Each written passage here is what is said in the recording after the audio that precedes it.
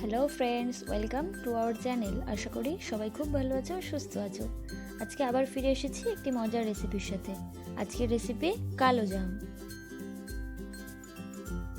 তাহলে চলো দেখে নিই আজকের রেসিপি।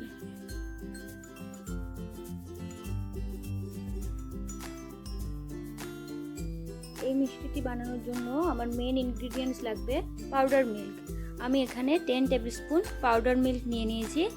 এবার এর মধ্যে আমি দিয়ে দেব ময়দা। 10 টেবিল স্পুন পাউডার মিল্ক দিয়ে দেওয়ার পরে আমি অ্যাড করব 3.5 টেবিল স্পুন ময়দা।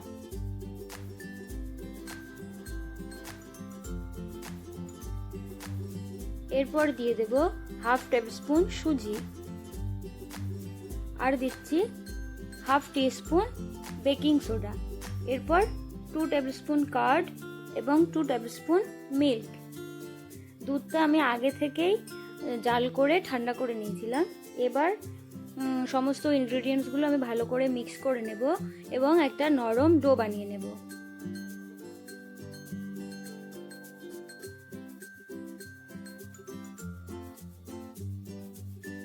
আমি এখানে 1 টেবিল স্পুন সাদা তেল ইউজ করেছি।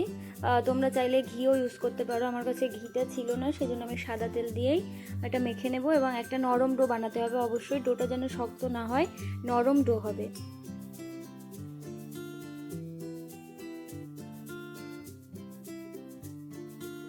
ডোটা রেডি হয়ে গেছে। এবার আমি হাতে একটু তেল ব্রাশ করে নিয়েছি, তোমরা এখানে ঘিও নিয়ে নিতে পারো। হাতে তেল ব্রাশ করে নেওয়ার পর আমি ছোট ছোট করে লেচি কেটে নেব এবং একদম হাতের শেপে গোল গোল করে নেব। যেমন রসগোল্লা বা গোলাপ জামুনের শেপটা হয় গোল গোল, তেমনভাবেই গোল করে নিতে হবে। আমি একটা করে দেখিয়ে দিলাম। একইভাবে আমি আরও মিষ্টিগুলো গড়ে নেব।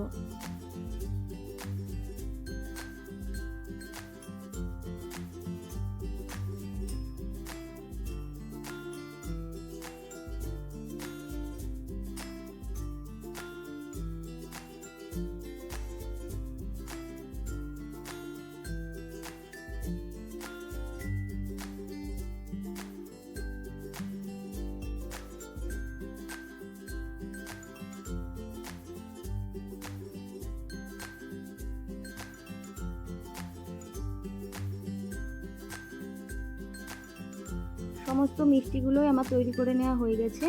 মিষ্টিগুলো এবার ভাজার অপেক্ষা। এগুলো ভাজার জন্য আমি ওভেনে কড়াই বসিয়ে দিয়েছি। কড়াইটা হালকা গরম হয়ে গেছে। এবার আমি দিয়ে দেব সাদা তেল। বেশ অনেকটা পরিমাণেই সাদা তেল দিতে হবে। তেলটা হালকা গরম হবে, লো ফ্লেমেই তেলটা গরম করতে হবে, বেশি হিট হলে হবে না।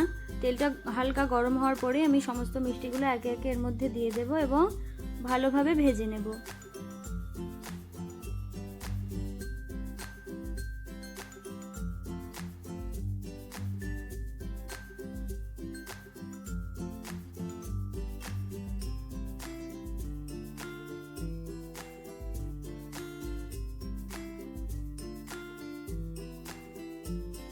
এখন চিনি শিরাটা বানানোর জন্য আমি একটা হাঁড়ি নিয়েছি। হাঁড়ির মধ্যে 250 গ্রাম দিয়ে দিলাম চিনি।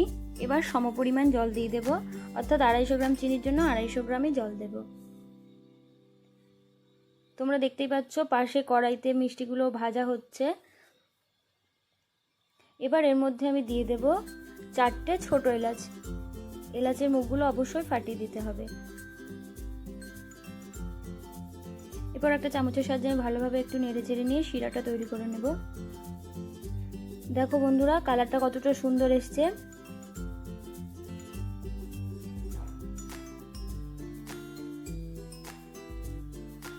ফোনের ফ্ল্যাশ লাইটটা অন থাকলে কালারটা এমন লাল লাল লাগছে, সেই জন্য আমি ফ্ল্যাশ লাইটটা অফ করে দেখাচ্ছি যে লাল লাল নয়টা অনেকটাই কালচে কালচে হয়ে গেছে।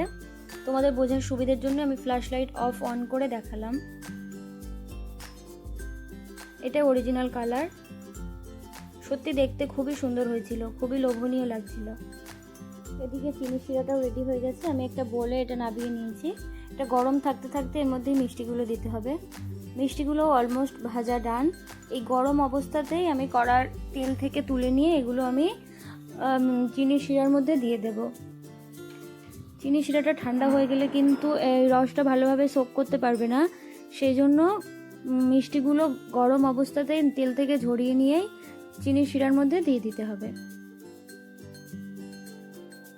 দেখো মিষ্টিগুলো কতটা স্পঞ্জি হয়েছে, সেই জন্য চিনি শিরার মধ্যে দেওয়ার সাথে সাথে সেগুলো চিনি শিরার ওপরেই ভাসছিল, আস্তে আস্তে ওগুলো চিনি শিরা সোক করার পরেই নিচের দিকে ডুবে গেছে।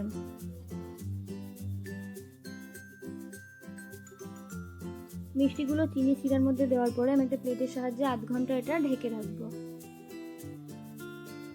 আধ ঘন্টা হয়ে গেছে, আমি প্লেটটা তুলে দেখাচ্ছি তোমাদের যে চিনি শিরা কতটা মিষ্টিগুলো সোক করে নিয়েছে আর খুবই সুন্দর দেখতে হয়েছে, খুবই টেস্ট হয়েছিল।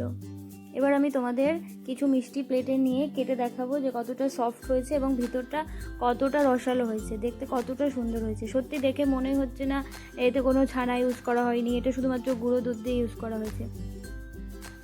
কতটা স্পঞ্জি দেখো, তোমরা দেখলেই বুঝতে পারবে। তোমরাও একইভাবে বাড়িতে বানিয়ে টেস্ট করো, আশা করি খুবই ভালো লাগবে।